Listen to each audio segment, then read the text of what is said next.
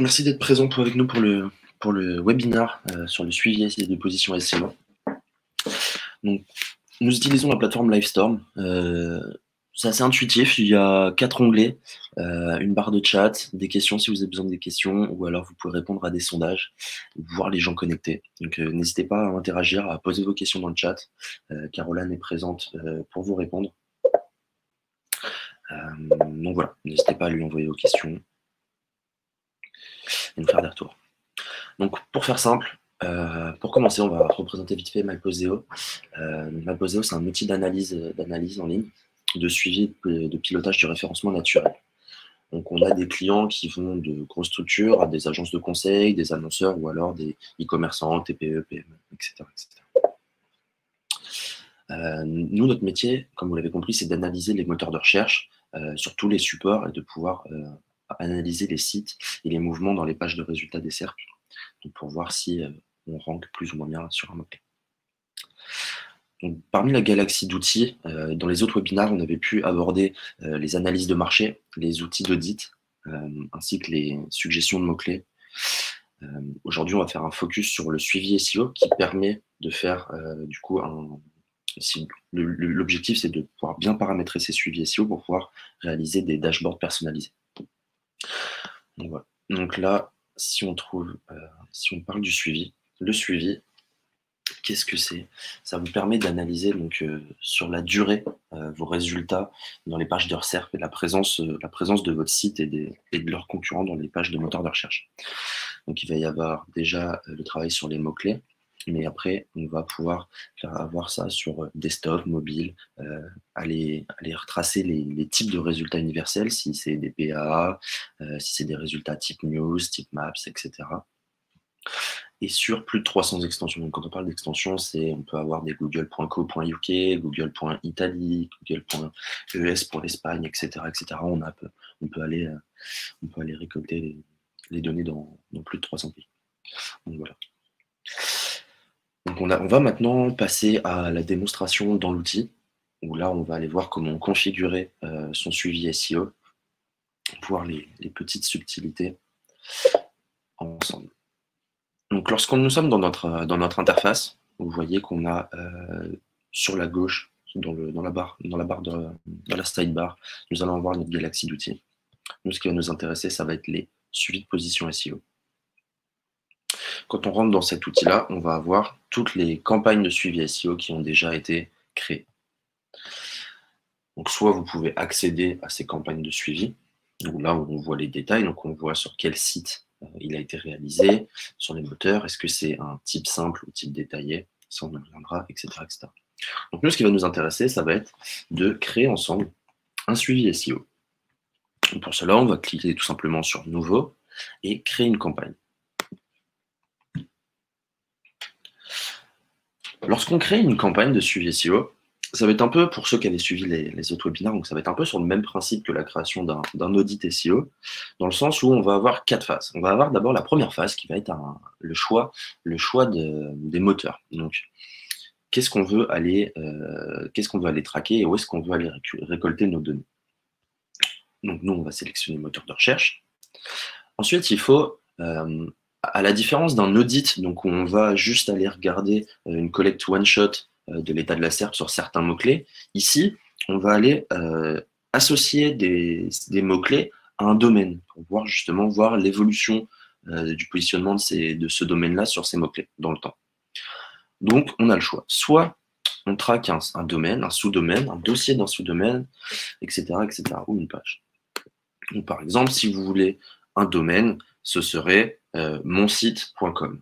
Si vous voulez un sous-domaine, ce serait www.monsite.com. Donc là, par exemple, on va lancer un projet sur MyPoseo.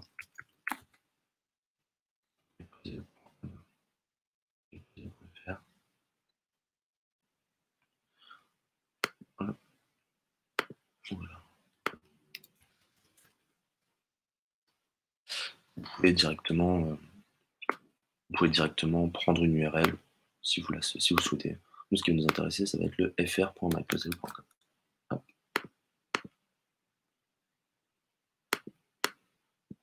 Voilà. Donc, sous-domaine, puisqu'on a fr.mypuzzle.com. Là, vous pouvez donc le classifier, on va l'appeler suivi test. Vous pouvez rajouter un label pour vous y retrouver si jamais dans votre compte vous avez plusieurs dizaines ou plusieurs projets tout simplement. Vous pouvez les classer dans des groupes, par exemple webinar ou pas. On va le classer dans webinar. Ensuite, vous devez faire un choix. Est-ce que vous souhaitez faire un projet simple ou un projet concurrentiel? Quelle est la différence? C'est que dans le projet simple, on va collecter uniquement la position de votre projet, donc de votre site, sur une profondeur de 10 pages. On peut aller jusqu'à 10 pages. Alors que dans le concurrentiel, comme on va collecter tous les acteurs présents, forcément, on va prendre moins de nombre de pages. On va collecter sur 3 pages. En général, on a tendance à choisir le concurrentiel pour plusieurs raisons. La première, c'est que si on choisit le projet simple, effectivement, on peut aller regarder les 10 premières pages de Google, mais en général, qu'on soit 35e ou 98e, le trafic va sensiblement rester le même. On ne va pas gagner en trafic au-delà de la 3e page de Google. Donc, en général, on considère que les 3 premières pages, ça suffit pour avoir un état des lieux. Mais si par exemple votre site est récent ou pas et que vous voulez vraiment avoir une évolution sur votre site, vous pourrez aller voir effectivement si vous choisissez le projet simple, vous pourrez voir si vous êtes 77e et que vous passez à la 50e position par exemple.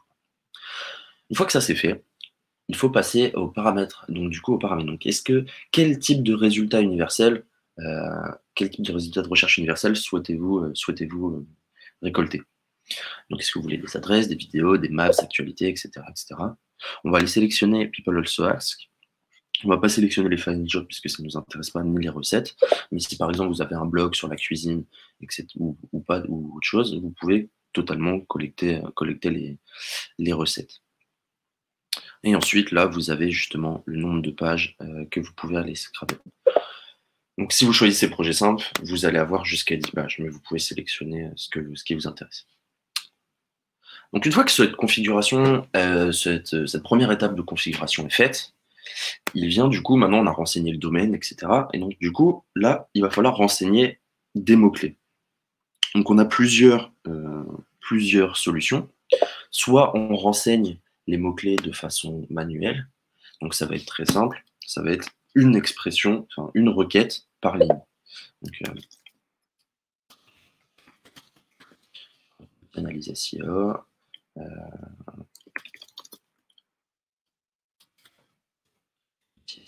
Etc. C'est juste pour vous montrer. Donc là, ça fait 2 requêtes. Là, vous pouvez choisir, vous voyez que dans le champ libre, vous pouvez choisir, est-ce que vous voulez les traquer en mobile ou en desktop? Est-ce que vous voulez sur Google, Baidu, Bing?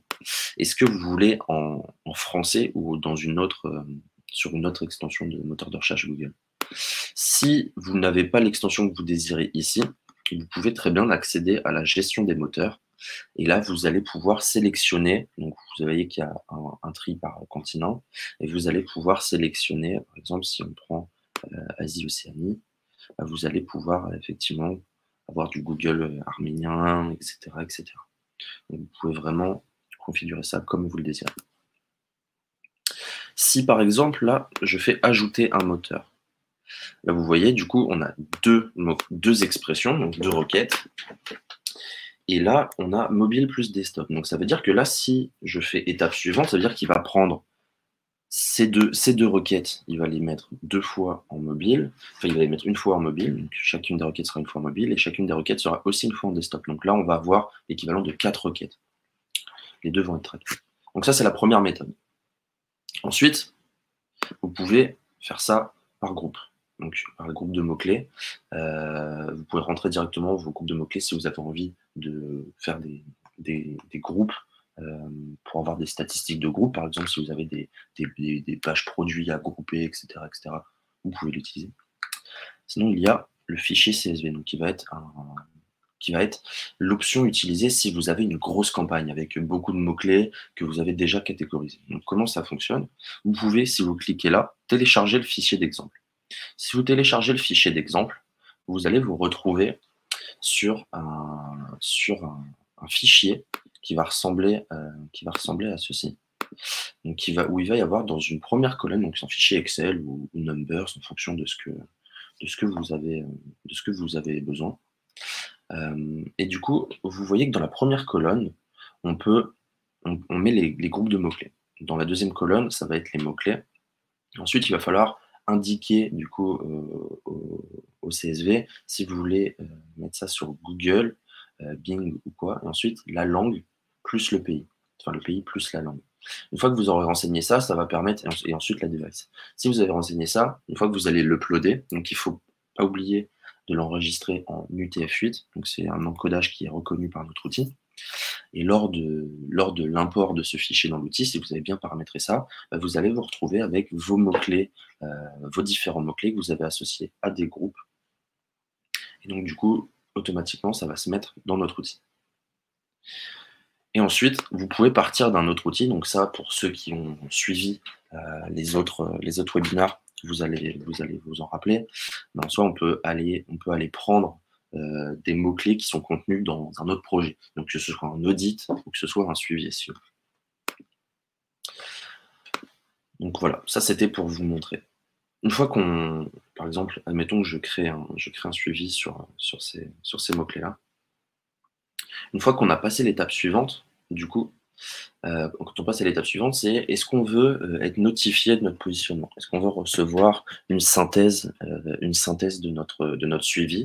Et si oui, à quelle fréquence? Donc, est-ce que vous voulez que ce soit de manière quotidienne, hebdomadaire, mensuelle, etc. Qui sont les destinataires? Donc là, il faut renseigner. Nous, personnellement, là, on ne va pas en avoir besoin, donc on va décocher cette case. Et enfin, vient l'étape de la synchronisation. Donc ça, c'est une étape qui est très intéressante et très importante d'ailleurs, puisque MyPoseo permet de synchroniser un suivi SEO à des sources de données externes, en l'occurrence Analytics ou Search Console. Donc si vous liez l'Analytics ou la Search Console du site en question à ce suivi, vous allez pouvoir plus tard avoir des données d'impression, de clics, etc., de sessions, en plus des données de positionnement. Donc ça va permettre de construire des reportings. D'ailleurs, je vous invite à aller suivre les webinaires sur le reporting qu'on a pu faire notamment la semaine dernière. Et du coup, on va pouvoir faire des belles data visualisations sur différents KPI et croiser les données. Donc voilà. Là, c'était l'étape de paramètres et de configuration de notre suivi SEO. Donc maintenant qu'on a lancé notre suivi SEO, on voit qu'on atterrit directement dans une vue mot-clé. Alors on va aller juste prendre un autre suivi de position. Donc on va prendre un qui était un peu plus conséquent, qui avait été lancé un peu plus il y a quelques temps pour vous montrer un peu comment ça fonctionne. Donc, première chose à savoir, vous pouvez aller voir un peu le paramètre de votre projet si vous cliquez sur la roue crantée et les informations. Donc vous voyez à partir de quand, qui a créé ce projet-là, combien de mots-clés ont été suivis et sur quel terminal. Donc par exemple, on voit sur cette campagne-là, il y a eu 393 mots-clés suivis en desktop et 18 mots-clés en mobile.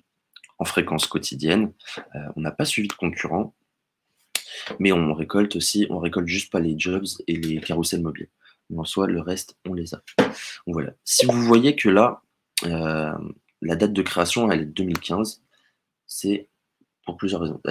Cette campagne n'a pas été créée en 2015, c'est juste que, on va le voir ensemble, si on revient dans l'édition de notre projet, donc là, si on clique sur éditer le projet, on va retrouver sur plus ou moins les mêmes choses que lors de la création du suivi qu'on vient de voir. Donc là, on peut revoir un peu tout ce qu'on a coché ou non. Ensuite, là, on peut remodifier nos paramètres avancés, en fait. Donc, on peut soit définir des mots-clés de marque ou des mots-clés hors marque, d'ailleurs. Donc ça peut être intéressant pour faire une différenciation. Chez nous, justement, avoir une différenciation entre tous les mots-clés toutes les requêtes qui contiennent MyPoseo et toutes les requêtes qui ne contiennent pas MyPoseo et voir comment on est placé sur les uns et pas sur les autres. On peut aussi personnaliser les taux de clic, parce que par défaut, les CTR sont les CTR de base, donc ça doit être le premier, tu as 33%, et ensuite, etc., etc. Mais vous pouvez, en fonction des niches, comme le taux de clic change en fonction des niches, vous pouvez le personnaliser comme vous le désirez, et du coup, ça va actualiser les stats dans votre suite. Vous pouvez ajouter ou non des concurrents. Quand on ajoute des concurrents, en fait, vous allez soit ajouter un domaine, un sous-domaine à suivre, etc. Et comment ça va se traduire? C'est qu'en fait, ça va prendre tous les mots-clés que vous avez suivis, donc là, en l'occurrence, les 393 mots-clés sur desktop et les 18 sur mobile, ça va les prendre et on va les suivre aussi sur un autre site. Donc, en fait, ça veut dire que la consommation de mots-clés va doubler, puisqu'on va avoir suivi 2 fois tous ces mots-clés-là. Mais vous allez pouvoir changer le domaine et voir les données qui sont actualisées sur l'autre domaine. Donc c'est très intéressant si vous avez des concurrents directs sur les SERP que ça vous intéresse de suivre et voir aussi comment eux évoluent par rapport à vous. Donc je répète, quand vous allez dans l'édition de votre suivi SEO qui a déjà été lancé, vous allez pouvoir retomber sur l'étape 3 des paramètres avancés et ensuite configurer ce que vous désirez configurer. Là, vous voyez que dans l'étape 4, on retrouve la liaison avec l'application tierce. Donc, si vous n'aviez pas synchronisé Google Search Console et Analytics lors de la phase de création de votre suivi, vous allez pouvoir revenir et la synchroniser a posteriori. Ce qu'il ne faut pas oublier, c'est que quand on synchronise une application tierce, il va vous demander du coup de vous connecter au compte Gmail en question. Et il va surtout vous poser la question de collecte. Il va collecter. Est-ce que l'outil collecte 12 mois ou 24 mois d'historique? Donc ça, c'est assez intéressant. Moi, je vous conseille de cocher les cases de 12 mois et de 24 mois, tout simplement parce que du coup, ça va aller mettre toute cette donnée-là au service du suivi. Et donc, du coup, dans les reportings, vous allez pouvoir faire des courbes d'évolution sur les 12 derniers mois ou sur les 24 derniers mois si vous avez choisi les 24 derniers mois. Donc ça, c'est très, très intéressant et très important. Voilà, donc là, on revient sur notre suivi SEO. Donc, sur les suivis SEO, vous allez, quand on entre dans un suivi SEO, vous allez arriver sur une vue mot-clé. Et vous allez être dans un sous-onglet position. Donc au niveau de l'interface, on va avoir chaque onglet de notre suivi qui va être un focus, tout simplement. Et ensuite, chaque onglet va avoir des sous-onglets où là, ça va être d'autres focus. Ici, vous allez pouvoir rechercher les mots-clés. Par exemple, si je tape MyPoseo, ça va nous ressortir que les mots-clés qui vont contenir MyPoseo. Ensuite, vous allez trouver là un affichage des colonnes, parce que vous voyez qu'on peut scroller sur la droite. On peut scroller sur la droite et voir en fait les différents indicateurs qui vont être liés à ces mots-clés position. Donc, comme il y a souvent beaucoup d'indicateurs et beaucoup de colonnes, vous pouvez personnaliser votre affichage de colonnes. Donc, par exemple, vous pouvez retirer les moteurs, parce que nous, on sait que ça va être sur du google.fr, mais vous pouvez aussi afficher le nombre d'URL positionnés, les taux de clic, meilleure position, etc. Tout ça, vous pouvez les afficher ou les désafficher comme vous voulez. Et si vous cliquez là, n'oubliez pas, là, si vous pouvez sauvegarder l'affichage par défaut et pas avoir à resélectionner ou désélectionner les colonnes, vous pouvez sauvegarder votre vue. Donc ici, c'est les colonnes. Ici, ça va être les filtres avancés. Donc par exemple, si j'ajoute un filtre, j'inclus que les mots-clés qui contiennent MyPoseo. Hop. Là, ça va m'inclure que les requêtes où il y a MyPoseo. Mais je peux faire aussi un filtre où, au lieu d'inclure des mots-clés, enfin, je peux inclure ou exclure d'ailleurs. Vous pouvez inclure ou exclure des mots-clés, des positions, etc. Moi, je veux inclure que les positions qui sont contenues de 1 à 3, par exemple. Donc là, en fait, si j'applique ces filtres-là, ça va me faire ressortir tous les mots-clés, si je traduis, ça va me faire ressortir tous les mots-clés qui contiennent MyPoseo, et ça va inclure toutes les positions de 1 à 3. Donc là, on ne va pas avoir d'autres choses dans notre vue.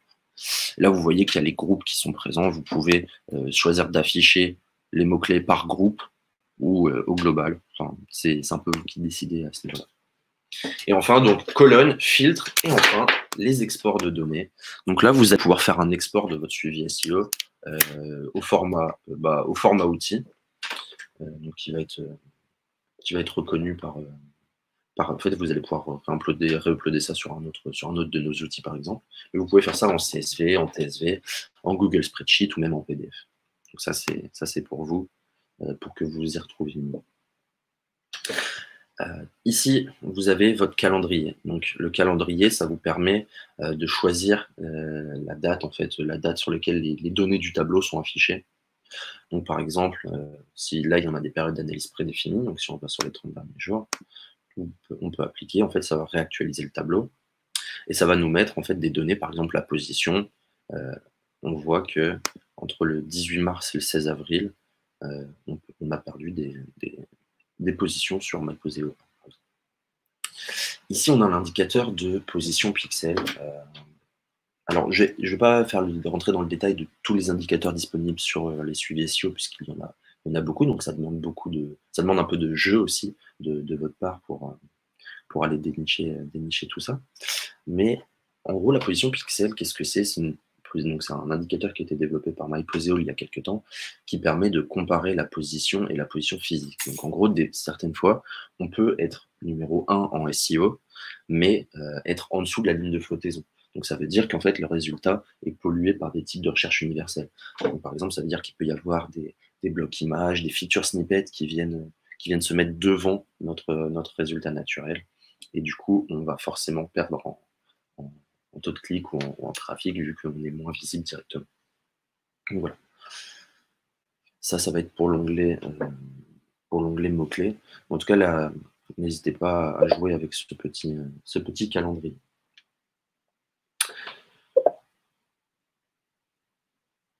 Voilà, donc on peut faire aussi au niveau des filtres. Je ne sais pas si je vous avais tout montré.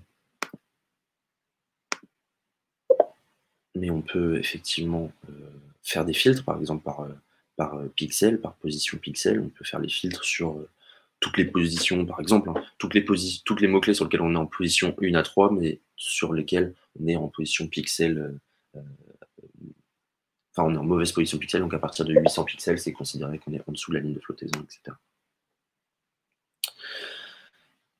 Sur l'onglet synthèse, vous allez pouvoir voir plusieurs choses. Donc, ça va être une overview en fait au global sur la répartition de vos mots-clés. Vous allez voir en fait un périmètre de ce que vous avez sur votre campagne. Donc là, par exemple, on voit le nombre de mots-clés suivis, mots-clés positionnés et les mots-clés non positionnés. Donc là, on voit la part et l'évolution par date. Mais on peut voir aussi le nombre de mots-clés en baisse, le nombre de mots-clés en hausse, etc., la position moyenne versus le post-rank, etc., etc. Vous allez pouvoir avoir aussi un peu de concurrents. Donc les concurrents, c'est les concurrents de la SERP par rapport à un trafic estimé. Donc le trafic estimé, c'est pas un trafic réel, c'est un trafic qui est calculé en fonction de la position et du volume de recherche. Voilà. En fonction du CTR, de la position et du volume de recherche de la requête, il va y avoir un trafic estimé. Donc le trafic estimé, là, ça va être sur tout le pool de mots-clés, j'imagine. Et enfin, voilà, des analyses par groupe de mots-clés. Donc tout ce qu'on voit en fait dans les synthèses, c'est des choses qui sont potentiellement faisables en fait sur les rapports.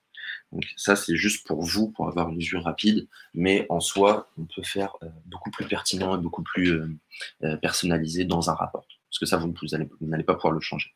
Mais par contre, vous allez pouvoir faire des exports, etc., etc. On va avoir un onglet Google Analytics, donc c'est si et seulement si on a lié Analytics ou la Search Console à notre site. Donc on a bien la précision que les données d'Analytics ne sont pas disponibles pour le jour même. Le temps que Google nous redonne ces données-là, c'est pas possible sur le jour T, mais si on remonte un peu dans le temps, on peut les voir. Donc voilà, là c'est pareil, ça va être une synthèse du Google Analytics, donc ça va remettre des sessions totales, sessions SEO, des taux de rebond, etc., des sessions par page, etc. Donc voilà pour les onglets. Ça va être sensiblement la même chose pour Google Analytics. Enfin, pour Google Search Console, pardon.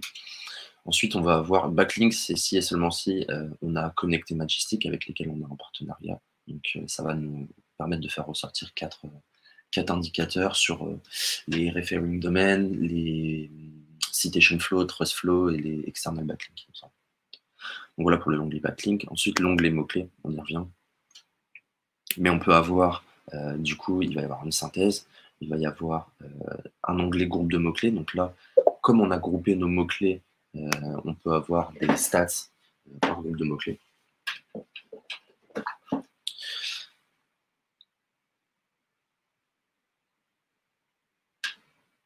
Donc, PMP, taux de présence top 1, top 3. Alors, la PMP, c'est la position moyenne pondérée sur le volume de recherche. Donc, en fait, c'est une alternative à la position moyenne. Et en fait, c'est un peu plus pertinent c'est un indicateur un peu plus pertinent que le reste, puisqu'en fait, ça donne une indication plus tangée, tout simplement. Ensuite, sur l'onglet SERP, comme vous vous en doutez, on va avoir des indications sur les mots-clés et sur l'état de la SERP. Donc là, on va retrouver nos groupes, nos positions, et quelles sont les URL trouvées, par exemple, pour ce mot-clé-là. Quelle URL on a trouvé? Est-ce que c'est la même entre le 18 et le 16 avril? Oui, non. La position pixel, les volumes, les tendances, etc. On peut même, je ne sais pas si elle a été affichée ou non, mais normalement, on peut trouver le top domaine, il me semblait. Hop. Donc du coup, beaucoup d'indicateurs, encore une fois, vous pouvez jouer avec. Et du coup, vous allez avoir des indications sur la couverture SEO, la hauteur de la page, combien de résultats dans les pages de SERP sur votre requête, est-ce qu'il y a des knowledge graphs, des answer box, etc. Quel type de résultat universel ressort sur votre mot-clé ou pas. Voilà. Dans l'onglet page, si on se penche sur l'onglet page, on va avoir des données relatives, comme son nom l'indique, aux pages.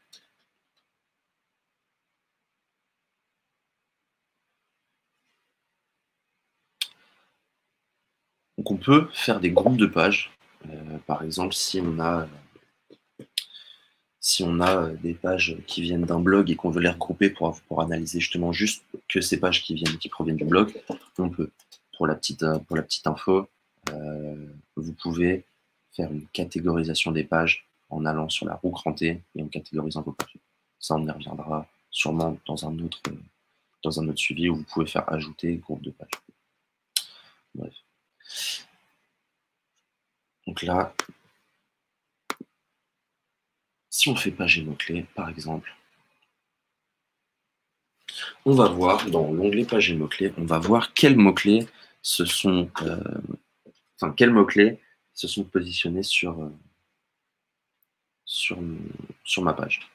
Donc là, par exemple, vous voyez que sur mon URL /produit /pro /fonctionnalité /8 positionnement SEO, on va être positionné sur 111 mots-clés.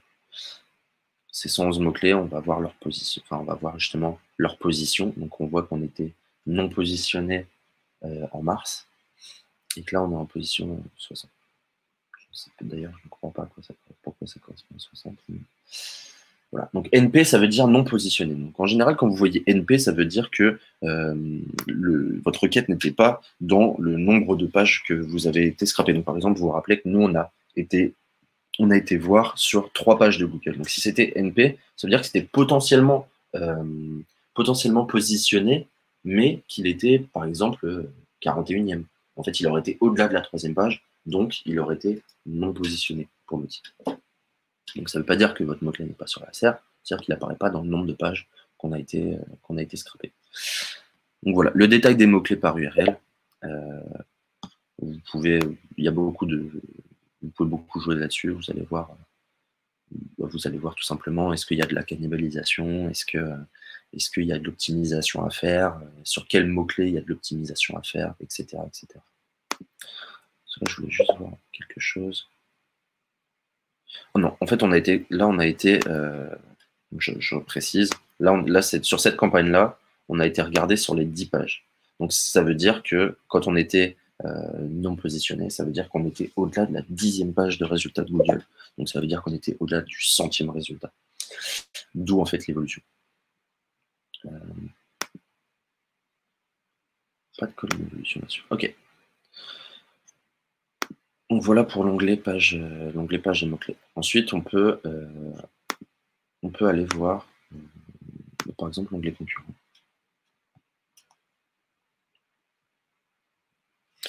On n'a pas été, comme on n'a pas été ajouté de concurrent, d'ailleurs, je vais voir si on peut en rajouter un premier. En fait, si on avait ajouté un concurrent, on aurait eu on aurait eu le concurrent qu'on a ajouté dans l'onglet concurrent.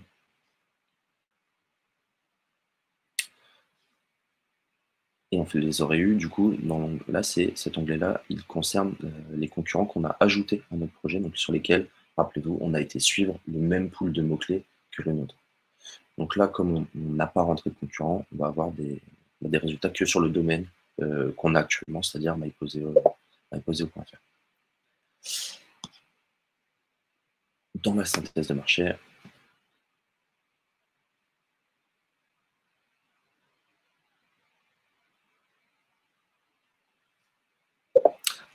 marché, là, on va retrouver justement les concurrents directs des SERP. Donc en fait, on voit que là, il y a un taux de similarité. Donc c'est lesquels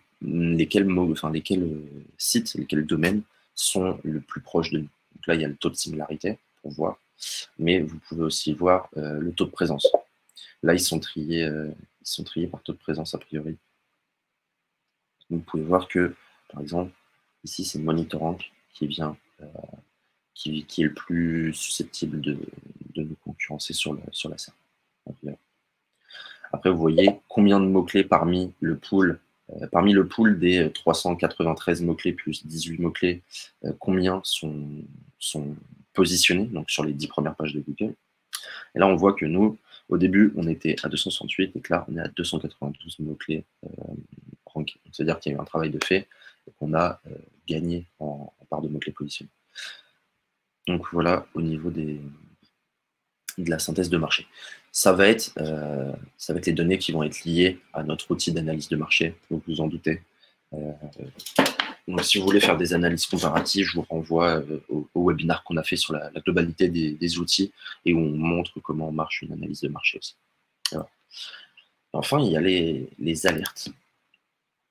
Donc les alertes, vous êtes nombreux à nous demander comment ça marche et pourquoi. Donc en fait, une alerte, ça vous permet de voir, en fait, de recevoir un mail sur des critères que vous avez définis. Donc, par exemple, si on ajoute une alerte, vous pouvez soit partir d'une alerte vide et la sélectionner, ou alors vous pouvez prendre des alertes qui sont préférées. Donc, par exemple, là, on a une alerte sur les mots-clés en top 3.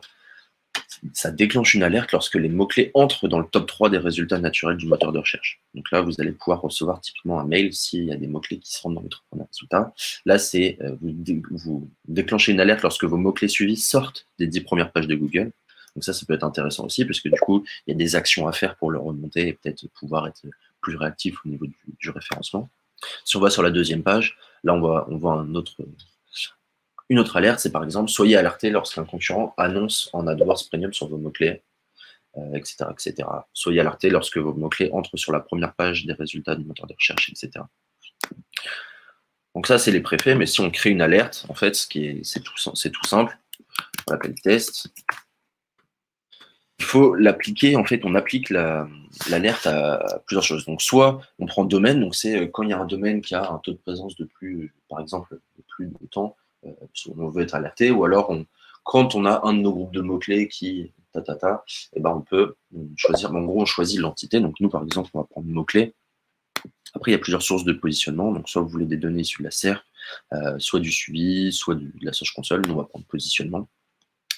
Et ensuite, on veut appliquer en fait des conditions de déclenchement de l'alerte, parce que l'alerte en fait elle se fait dans le sens, elle se fait de manière comparative. Donc elle va voir à deux dates en fait. Donc sur la première date, elle voit l'état et en fait c'est en fonction de ce qu'on lui dit. Donc si par exemple à la première date elle voit que ce mot-clé là il est en position 4 et qu'à la deuxième date il est en position 3, bah, ça va déclencher l'alerte des positions par exemple.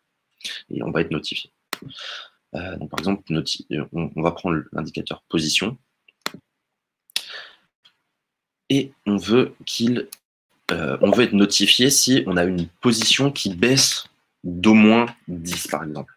Donc ça veut dire qu'on va être notifié quand il y aura des mots-clés qui vont prendre des chutes, et du coup, ça va nous permettre d'être beaucoup plus réactifs sur le positionnement de la page en question et sur le mot-clé en question. Donc voilà, vous pouvez ajouter plusieurs conditions, vous pouvez vous amuser un peu là-dessus, et vous avez plus qu'après à configurer la fréquence d'envoi. Est-ce que vous voulez le recevoir tous les jours, toutes les semaines, et surtout après, quelle période vous voulez regarder. Est-ce que vous voulez regarder hier versus aujourd'hui, est-ce que vous voulez regarder la semaine dernière, etc. Vous pouvez personnaliser vous pouvez personnaliser aussi votre période de comparaison en cliquant sur personnaliser une période de comparaison. Et ensuite, vous allez pouvoir choisir moins 1 jour, moins 30 jours, enfin ce que vous voulez. Vous pouvez faire des glissés, etc. On va prendre dire versus aujourd'hui pour vous montrer. Et n'oubliez pas les paramètres avancés. Donc les paramètres avancés, il y a plusieurs choses. Est-ce que vous voulez être alerté seulement s'il y a un changement entre les deux dates? Auquel cas, il faut cocher, sinon vous allez recevoir l'alerte même s'il n'y a pas eu de changement. Et ensuite, vous dites est-ce que vous voulez recevoir l'alerte par email ou pas. Et si vous voulez le recevoir par email, eh ben, il doit y avoir une adresse mail d'expéditeur, une adresse mail de destinataire, etc., l'objet, le sujet, etc. Basique. Et ensuite, sauvegarder. Quand vous sauvegardez, ça apparaîtra tout simplement ici et vous allez pouvoir voir les mots-clés en question, les mots-clés qui sont concernés par cette alerte quand vous allez dessus. Donc voilà, j'espère qu'à ce niveau-là, c'est clair là-dessus. Je pense que vous avez vu du coup, beaucoup de choses du suivi SEO. Là, on a fait un tour bien complet sur les différentes manières de paramétrer. N'oubliez vraiment pas les exports de données. On peut aussi, quand vous êtes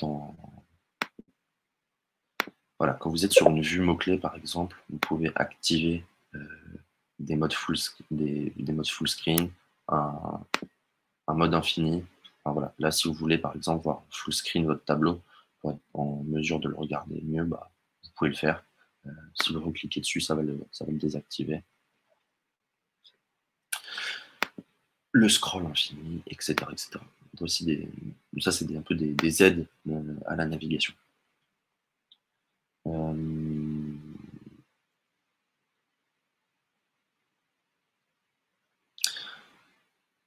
Ok, donc on va peut-être finir.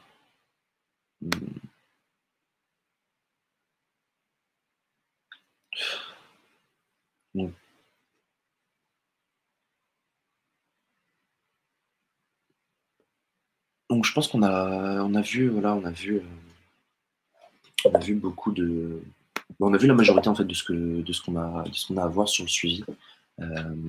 N'hésitez pas à poser vos questions sur le chat.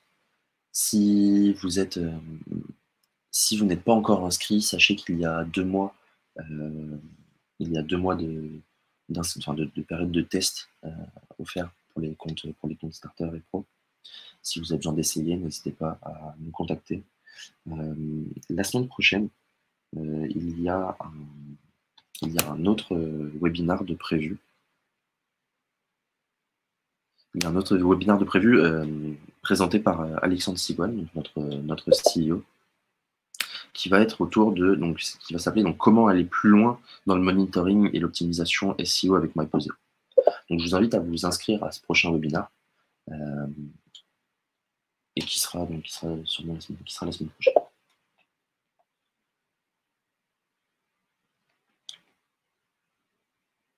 Merci à tous pour votre attention. Si vous avez des questions, n'hésitez pas à ouvrir des tickets à ouvrir des tickets si vous avez besoin. En général, on y répond sous les 24 à 48 heures. Donc si vous avez une question, en fait, tout simplement liée à l'utilisation, liée à l'explication d'un indicateur, etc.